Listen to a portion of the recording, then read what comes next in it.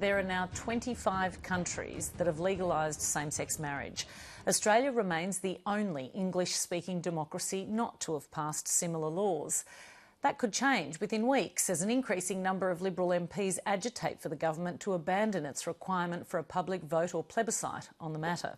Queensland's first openly gay MP, Trevor has indicated he'd be willing to cross the floor to help bring on a parliamentary vote well before the next federal election.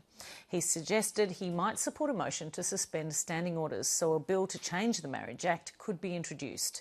The Prime Minister has indicated he'd be comfortable with backbench MPs crossing the floor on this issue.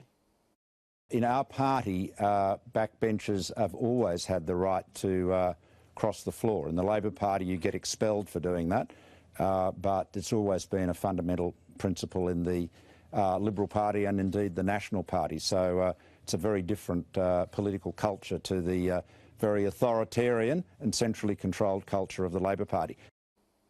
And Federal Liberal member for Brisbane, Trevor joins me now. Thank you very much for your company. Thanks, Emma. Good to be with you. How do you rate the chances of this issue being resolved before the next federal election? Well, I don't think it's necessarily a case of trying to put a percentage score against it, but I am certainly willing to put my hand up and add my voice to those who are trying to find a way forwards. I think we do want to resolve this well before the next election. This is the term of government to achieve this. After all, the plebiscite policy, which we took to the last election, was all about trying to resolve this matter, not having a stalemate. But you're satisfied that a plebiscite can't go ahead? Well, I voted for it in the Parliament. I spoke very strongly as to the reasons why I thought that a plebiscite was to be the way to go ahead. Sadly, Bill Shorten and the Labor Party have blocked it in the Senate. It looks likely that they will continue to block it in the Senate. Therefore, we have this stalemate that certainly doesn't serve the interests of the nation or the government. In fact, I'd say that the only group whose interests this stalemate serves is Bill Shorten and the opposition, who get to use this somehow as a symbol of alleged dysfunction. But you're in the satisfied government. that you have to find another way forward, that a plebiscite won't be the way to go? The plebiscite was our preferred way forwards. It's been blocked, so that's right. We need to find a new way forwards.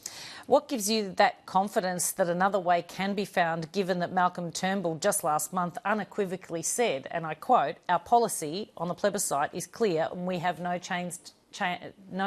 plans to change it, full stop"? Well, I don't think that there is necessarily an easy way forwards. If this was an easy subject, it would have been resolved by one of those governments going back 5 to 10 years. It would have been resolved, say, for instance, by those Gillard or Rudd governments when they had their chance. This is a vexed issue. Nonetheless, I'm adding my voice to calls to try to resolve the issue, and my hope is that we can find enough goodwill in the government and in the Parliament to find a good way forwards. Why is it important to you for the Coalition to be the party that ushers in same-sex marriage? I don't think it's about trying to claim bragging rights. I think the most important thing is to focus on what our community wants, and I can tell you for sure that there are thousands and thousands of people, especially in my electorate of Brisbane, who consider that this is a very important issue and one which should have been resolved a long time ago and long before I came to this Parliament. Is the Coalition agreement with the Nationals contingent on the Prime Minister sticking steadfastly with the plebiscite or some other public vote as the party policy? I don't know about that, Emma. I haven't seen the coalition agreement. I don't believe most backbenchers or even most ministers have. What I do know is that regardless of what might or might not be in the coalition agreement, it's been a long-standing tradition for members of both the Liberals and the Nationals to be able to pursue issues of their conscience and to raise their views. That's how we deal with things. This is how good, sensible coalition governments move things forward, by using their conscience, by each of us having an individual position, and hopefully the government can come to a view in coming weeks and we can resolve this issue and move forwards and keep concentrating on all of the other very important priorities and achievements of this government. Presumably the idea of a postal plebiscite isn't your preferred option.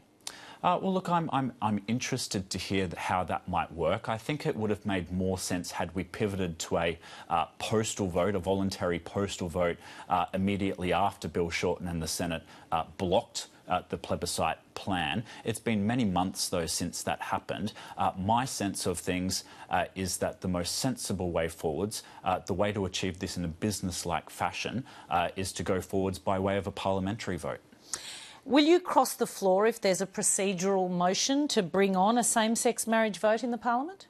Well, I don't think it's particularly useful at this time to go into all of the hypotheticals. But we need to work out in what circumstances this might actually occur. Well, so the question is, would you cross the floor? It's a simple question. Would you cross the floor in the event that a procedural motion is brought to bring on a same-sex marriage vote in the parliament? Well, today I have not ruled anything out, and that's, I think, all that it's useful for me to say at this point in time. There's a number of ways that this your could go constituents, forwards. if it is so important to them, they'd be keen to know what your position is. Well, my position is that's the obvious way that you bring a vote in the parliament, isn't it? You need, first of all, to have a procedural motion that says a vote is possible.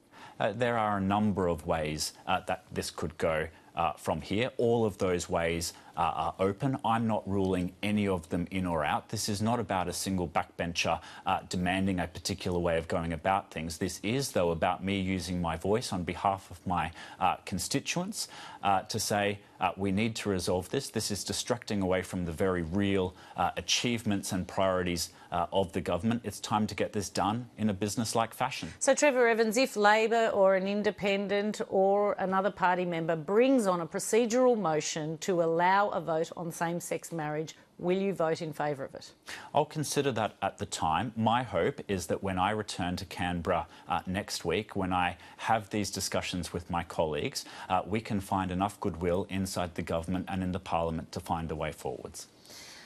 What gives you any more confidence that that might be possible now? Why would the party room be any more amenable now than it was in 2015 when Tony Abbott introduced the plebiscite idea?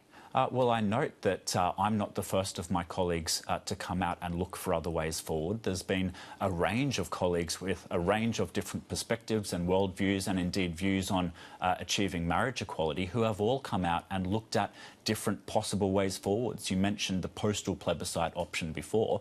That is a recognition by a wide range of people in our party room that this current stalemate is not working for the government, that it's distracting away from our achievements, and that we do need to find a new way forwards.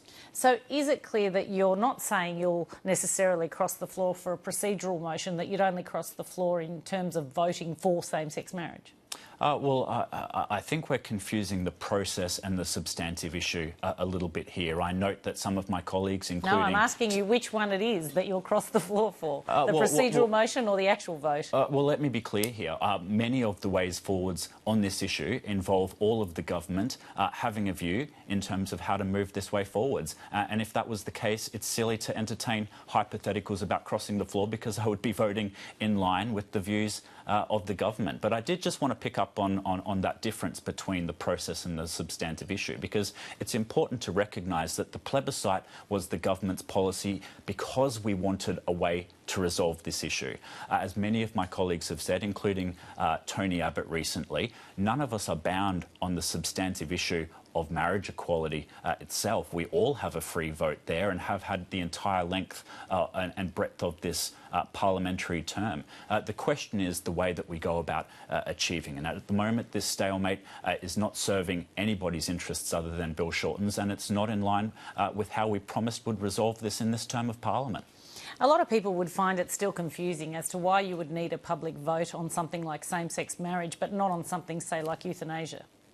Well, that's fair enough, and those issues have been canvassed at length in the current term of the Parliament and for many years beforehand. You know, when I talked about the idea of a plebiscite and why I was supportive of that and why I thought it would be a good way to achieve marriage equality, I talked about how I liked the idea of all Australians owning the result and having their say. I thought that that stamp of approval, that stamp of authority would put this matter to bed in a way that, you know, politics wouldn't necessarily, if it was seen that games were played in regarding this issue. But yet in 2004, John Howard changed the Marriage Act with a vote in the Parliament. There was no vote in the public for it. Yeah, look, I think, I'm not having the other half of that argument. I agree with you that it is possible for a parliamentary vote to resolve this issue. In fact, just a few moments ago, I said that I think that's the most likely way forwards and I support it. And have you been caucusing with like-minded colleagues to get this done? People like Tim Wilson, Trent Zimmerman and Senator Dean Smith, who has said he is actually drafting a private member's bill on this?